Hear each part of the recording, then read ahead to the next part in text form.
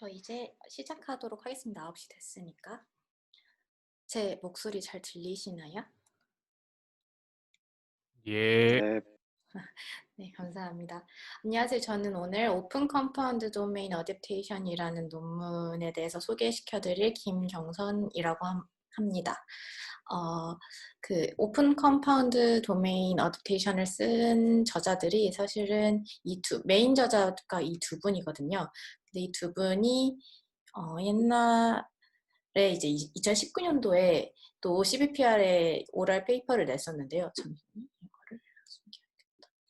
이거를 오랄 페이퍼를 냈었는데요. 그 주제가 뭐였냐면 Large Scale Long-Tailed Recognition이라고 해서 오픈월드에서 헤드 클래스가 있고 되게 많은 데이터들이 있고 조금밖에 없어서 퓨전 러닝을 해야 되는 테이프 클래스들이 있다고 가정했을 때 이 테이프 클래스들에 대해서 레코니션을 잘 할 수 있다면 오픈월드에서의 오픈 클래스들도 잘 레코니션을 할 수 있지 않을까? 우리도 그러면 이 테이프 클래스를 전부 다잘 그 레코니션 시켜서 오픈월드에 적용을 해보겠다라고 하는 논문을 제안을 했었어요. 이 오랄 페이퍼에 있어서 롱테일드 데이터셋도 이분들이 제안을 하고 그리고 이제 그 오픈월드에 어댑테이션을 적용을 해서 이거를 이제 이 확장시킨 개념 같이 CBPR 2020년도 여셉을 시켰더라고요. 확장했다기보다는 도메인이 조금 비슷한 관심 주제로 계속해서 연구를 하시는 것 같아서 재밌어서 가져와 봤어요. 그래서 이 도메인 어댑테이션이라고 하는 거는 DA라고 얘기를 하기도 하는데 원래 있었던 소스 도메인에 있어서 여기에 피처들을 전부 다 가져와서 비슷한 타겟 도메인에 적용을 시키는 걸 얘기를 하는데요. 예를 들어서 위에 얘처럼 적용되는 영역이 조금 달라졌을 때 예를 들어서 검은 차가 소스 도메인이고 빨간 차가 타겟 도메인이라고 했을 때 좀 생김새는 조금 비슷하잖아요. 그러면 이 도메인이 약간 다르지만 관련 있는 새로운 영역에 기존 영역의 정보를 적용을 시키는 걸 어댑테이션이라고 하니까 이 목적을 가지고 있는 연구 분야입니다. 영역이라는 게 사실 조금 헷갈릴 수도 있는 단어이기는 한데 저는 데이터셋이라고 생각을 하시면 될 것 같아요. 데이터의 분포나 이런 식으로 생각을 하시면 될 것 같고 기존의 모델이 동작하는 이 검은색의 차 부분을 소스 도메인이라고 하시면 되고 새로운 빨간색 영역을 타겟 도메인이라고 생각을 하시면 되겠습니다. 특정 작업이나 이런 영역이 바뀌었을 때 이 정보를 전이를 해서 활용하는 거를 전이학습 혹은 트랜스퍼 러닝이라고 얘기를 하잖아요.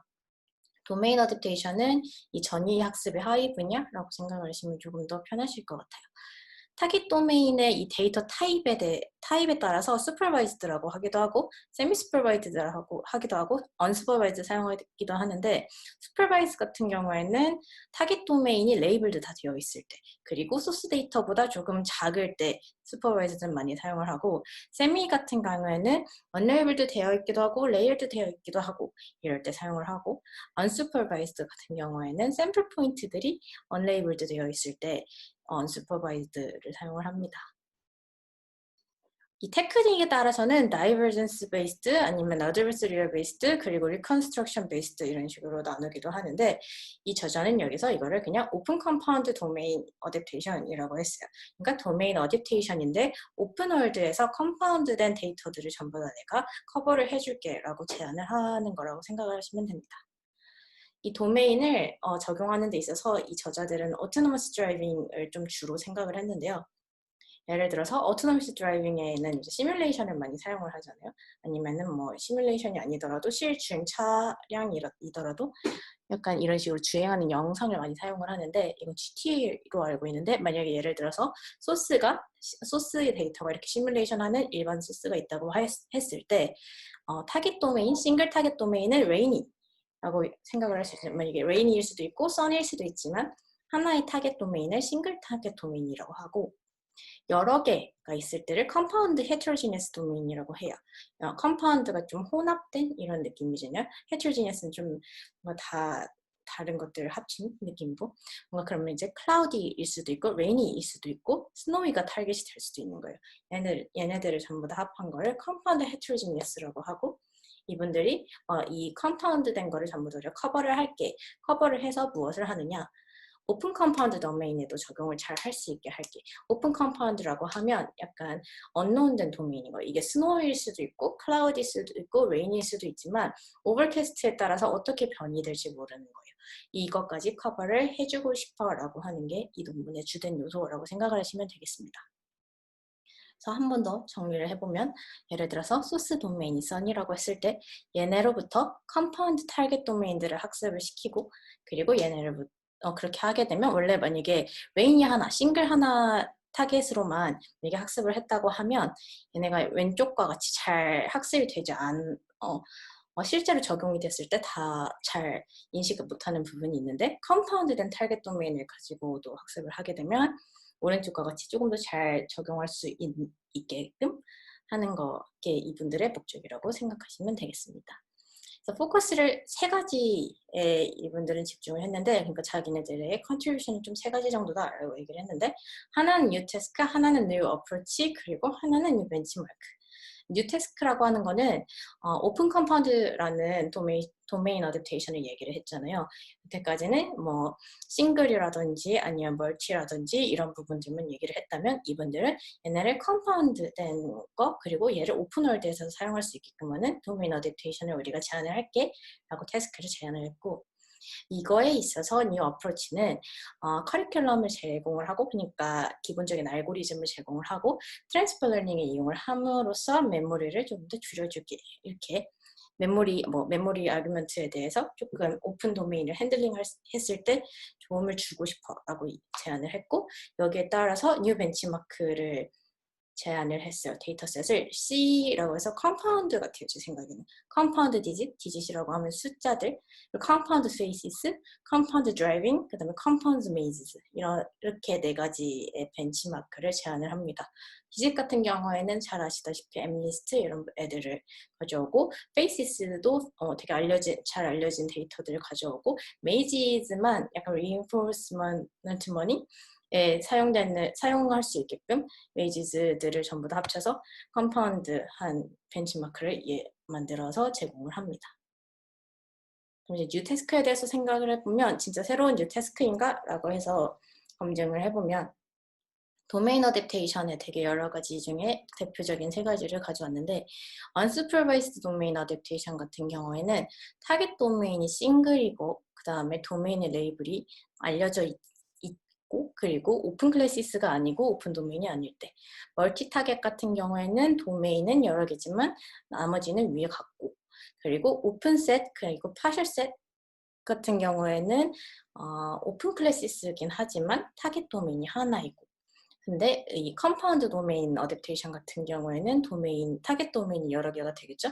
그리고 레이블 같은 경우에도 unknown데 레이블 되어 있지 않아도 내가 타겟 도메인을 학습할 수 있게끔 하겠어라고 해서 오픈 도메인 성격을 가지고 있다라고 생각하시면 되겠습니다.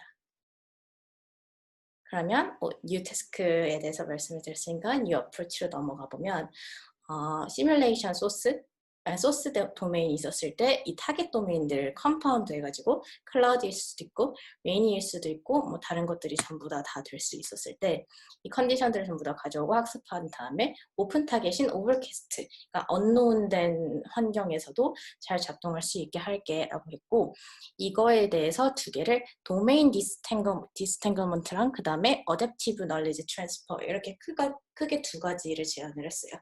도메인 디스탱글먼트 같은 경우에는 컴파운드된 타겟 도메인을 학습할 수 있게끔 도와준 거고, 어댑티브 널리지 트랜스퍼를 이용을 해서는 도메인 메모리, 그러니까 메모리 핸들링에 있어서 도움을 줄게 라고 제시를 합니다. 그러면 오버올 워크플로우를 보면 이게 전체적인 플로우라고 생각을 하시면 되는데 세 가지 메인 컴포넌트로 이루어져 있어요. 예를 들어서 여기 보면 소스 도메인, 그다음에 소스 도메인의 클래스 레이블만으로 도메인 특징들을 디스탱글하는 파트가 있고, 그리고 데이터 스케줄링하는 파트, 얘네들 데이터들을 스케줄링 해주는 파트, 그리고 이 새로운 도메인을 위한 메모리 모듈 파트, 이렇게 세 가지로 이루어져 있는데, 이 클래스라고 써있는 이 부분은 클래스 인코더 다음 클래스 클래시파이어로 이루어져 있습니다. 얘는 맨 처음에 소스 도메인의 데이터를 이용을 해서 트레인을 해요.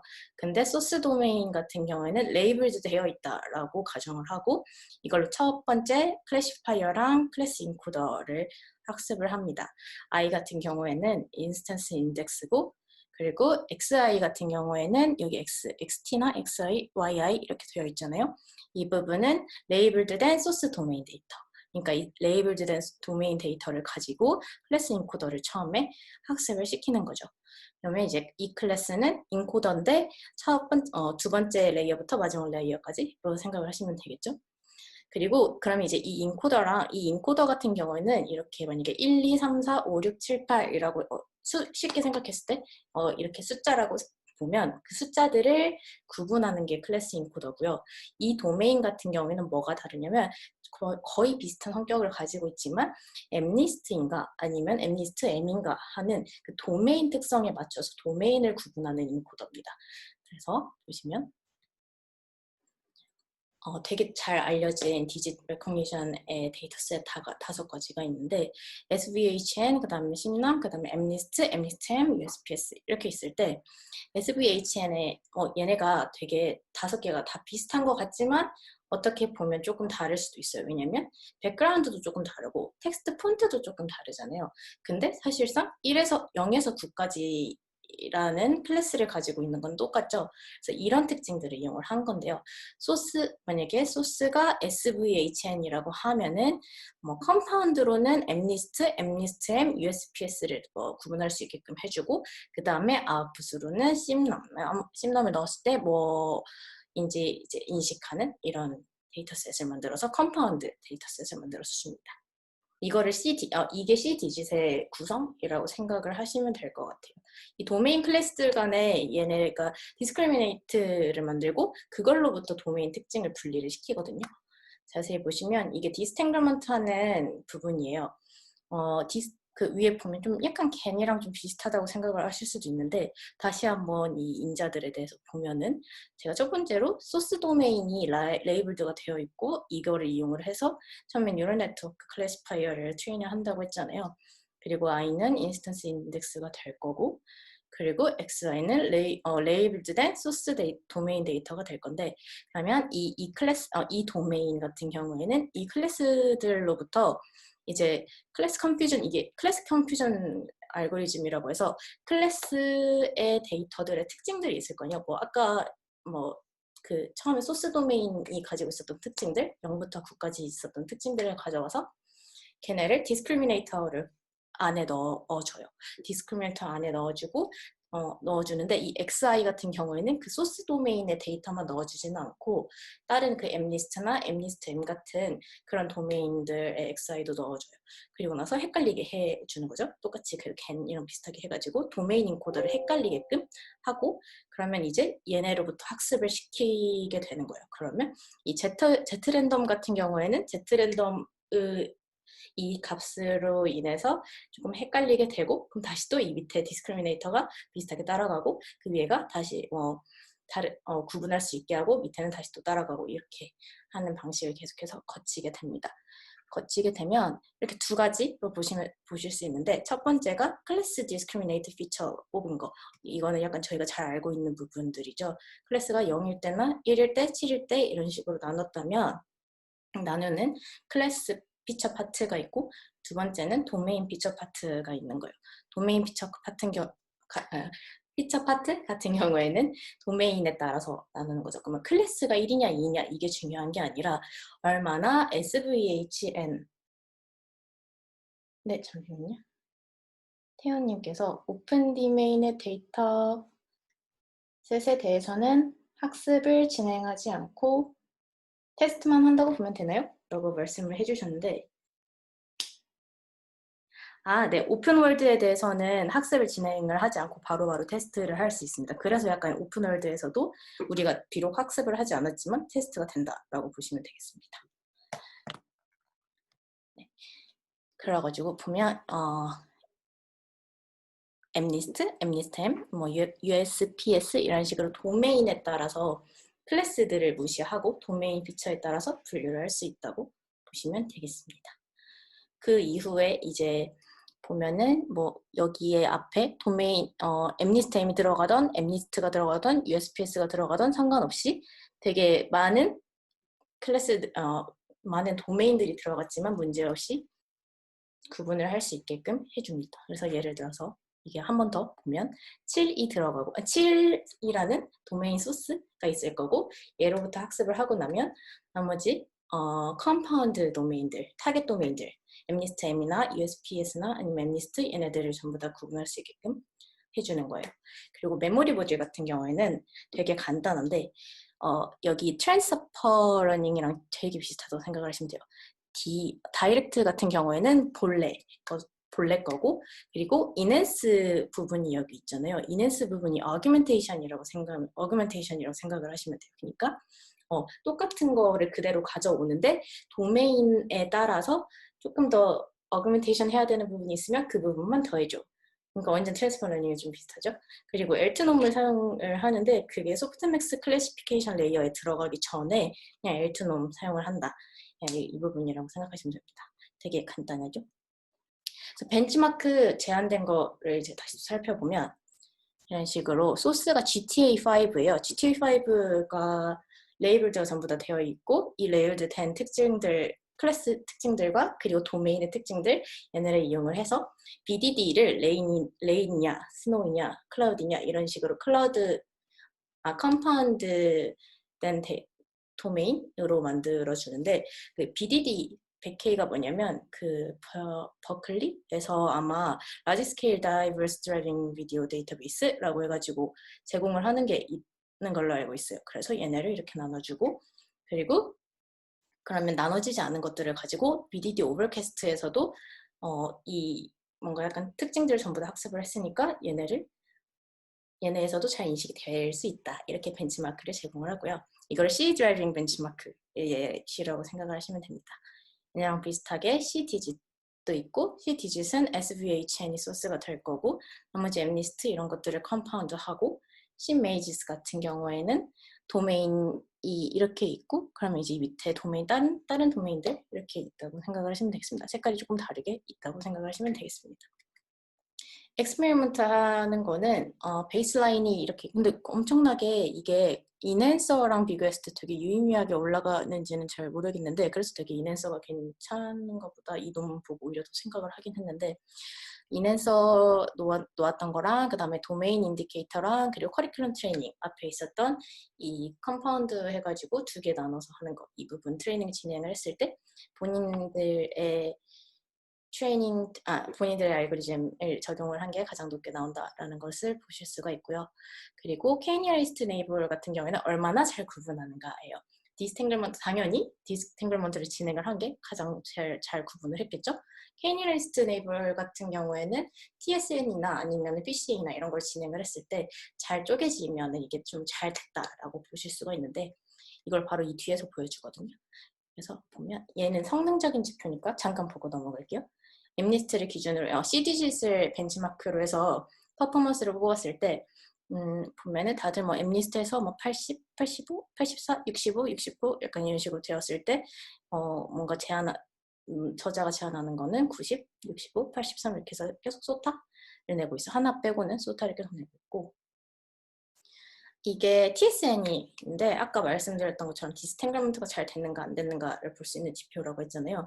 이게 곧 TSN이가 뭐냐면 약간 PCA랑 비슷하다고 생각을 하시면 되는데 고차원의 벡터 이해할 때 뭐 예를 들어서 되게 N차원이 있을 때 이게 막 요리조리 돌리다 보면은 이 N차원이 전부 다 구분되는 그 데이터 축소되는 그 방면이 있어요. 그러면 얘네를 데이터 축소하는 방식이라고 생각을 하시면 되는데 N차원에서 2차원으로, N차원에서 3차원으로 이렇게 바꿀 수 있다라고 보시면 됩니다. 이 그림 같은 경우에는 N차원에서 2차원 공간에서도 유사하도록 되게 유사도를 보존하면서 차원을 축소한 건데 TSNE 같은 경우가 PCA보다 좀 더 보존이 잘 된다고 막 이랬었던 것 같아요.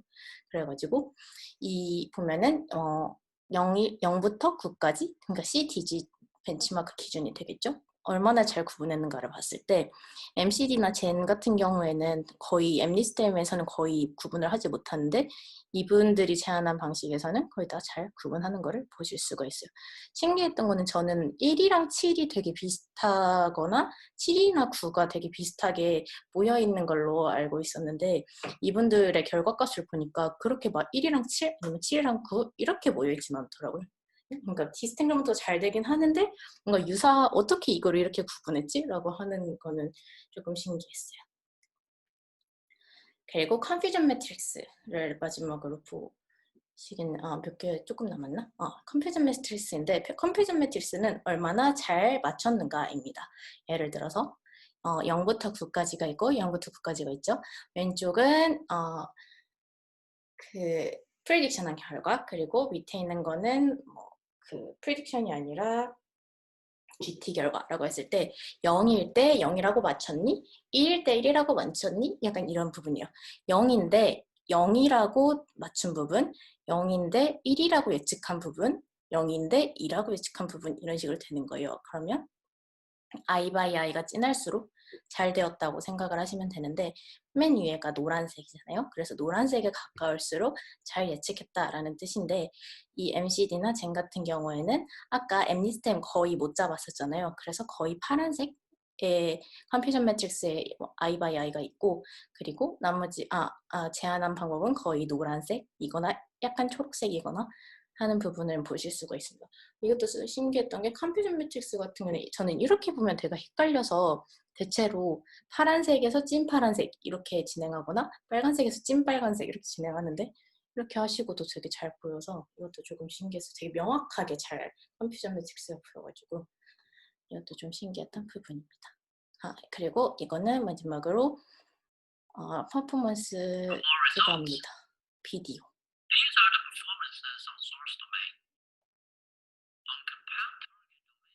오른쪽이 제한하는 거.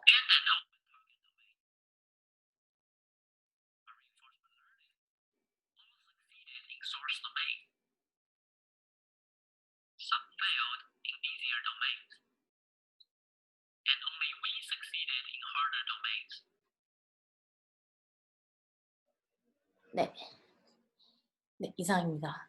네, 마지막으로 서상현님께서 최종 타겟 모델로 이 클래스만을 이용하는지 궁금합니다. 도메인 커리큘럼과 클래스 메모리의 동작 방식이 궁금합니다. 지금 제시된 방법은 레이블드된 데이터에서만 학습이 가능한 것처럼 보이는데 세미 언슈퍼바이즈드 버전도 있을까요? 오픈 도메인 역시 레이블 없는 데이터를 가정하고 파인 튜닝을 안 하는 것인지 궁금합니다. 라고 해주셨는데 맨 처음에 클래시파이어를 학습을 하는 부분에 있어서 도메인 커리큘럼에서 레이블드된 데이터를 사용을 한다고 했거든요. 그 이후에 이제 디스크리미네이터를 할 때는 나머지 그 컴파운드에 넣을 타겟 도메인들 있잖아요. 걔네들은 레이블이 안 되어 있어도 되는 걸로 저는 파악을 했고 맨 처음에 그러니까 클래시파이어나 아니면 맨 처음에 도메인 소스 도메인을 학습할 때만 레이블드 되어 있어야 된다라고 알고 있고 그 이후에 오픈 월드에서는 컴파운드 된 것들이랑 그 다음 소스 도메인들에서 얻은 정보들을 가지고 오픈 월드에서의 만약에 데이터가 들어왔을 때 예측이 바로바로 된다, 테스트가 바로바로 된다라고 저는 알고 있습니다. 이해했습니다. 이렇게 이해했습니다. 혹시 답변이 되셨나요?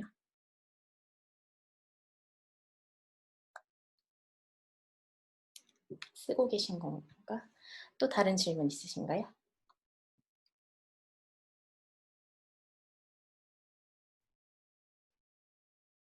네, 저도 사실 그렇게 생각합니다.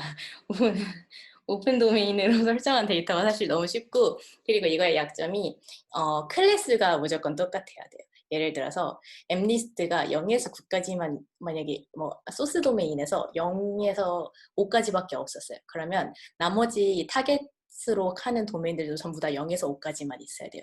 그러니까 도메인 클래스 말고 그 0에서 1, 0, 1, 2, 3, 4, 5 이렇게 했던 그 클래스들 있잖아요. 걔네는 다 같아야 된다라고 가정을 하고 있고, 그리고 이제 그 클래스들과 타겟의 특징 간에는 오소고널을 하다. 약간 이렇게 두 개 가정을 가지고 들어가더라고요. 그래가지고 이 부분은 태호님 의견에 매우 동의합니다. 네, 누리님께서 맞아요. 저도 이런 논문들 볼 때마다 정의해 놓은 애들이 의미 있는 도메인 차이인지 모르겠어요. 뭐랄까, 도메인 차이가 매우 큰 경우에는 잘 안 돼서 그런 거겠죠? 네, 그런 것 같습니다. 저도 누리님과 태호님께 매우 동감하는 바입니다. 다른 질문 있으신가요?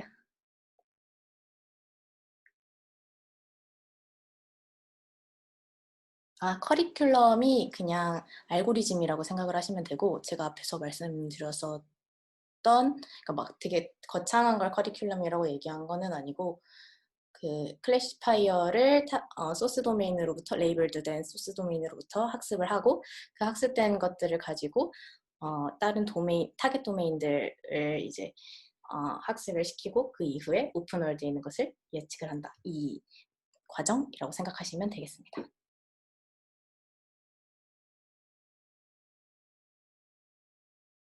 네, 더 없으시면 여기서 발표 마치도록 할게요. 있으시면 언제든지 연락을 주시거나 아니면 질문을 주세요.